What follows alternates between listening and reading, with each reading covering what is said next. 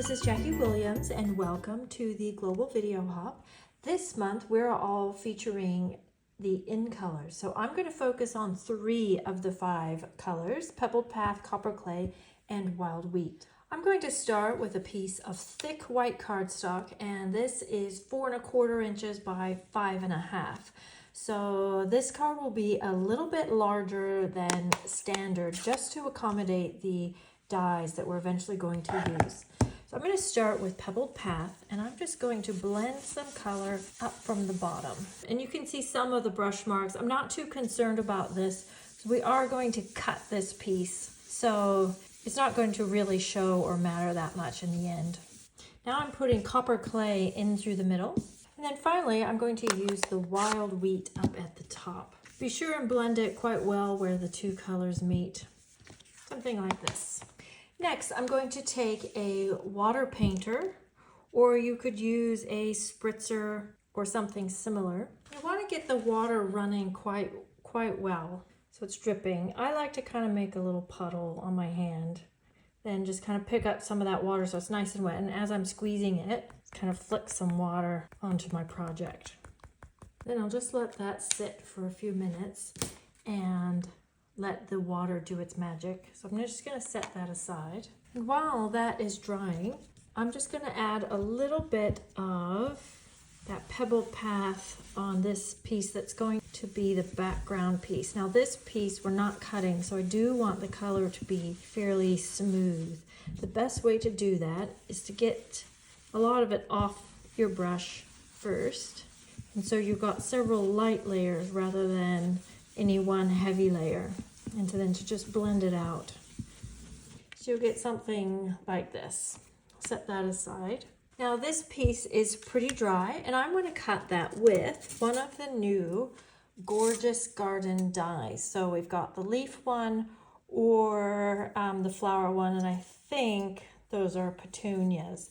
I'm going to do the leaf one because I have another sample with petunias so we can see the 2 different ones. So you want to center it on your paper, because this doesn't actually cut the edges out. It just cuts the shape out of whatever size you have cut. Now I found when you use big dies like this, you want to run it through this way and maybe even go back. And then before you move anything, I'd run it through this way as well, just to make sure that all of those little cutting edges actually do cut through. And here is what it looks like all cut out. It's gorgeous. I love how this turned out. So we're going to now mount that on top of this piece where we did a little bit of the Pebbled Path sponging. I'm just going to see what it looks like that way. That way actually looks cool too. I'm going to stick with it this way. I'm going to use the mini dimensionals here on the back. These are fantastic for things like this. And I'm going to use actually quite a few so that it doesn't sink down at all. Okay, then from there, I'm just going to put that onto this white piece and just careful to center it up. And then I'm going to go ahead and mount that onto a piece of the Pebbled Path. And then this piece, or all of these layers, I'm going to go ahead and put onto a card base of basic white.